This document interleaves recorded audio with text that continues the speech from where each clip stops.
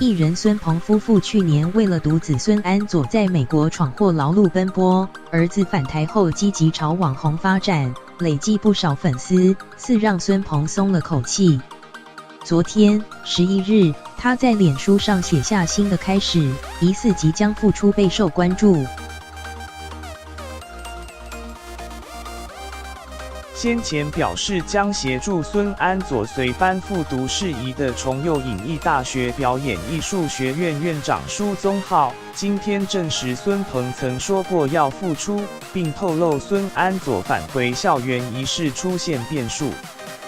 孙安佐去年在美国闯下大祸后，孙鹏曾找上有近40年交情的舒宗浩，希望对方能帮儿子铺后路，让孙安佐在基隆崇右科大随班复读。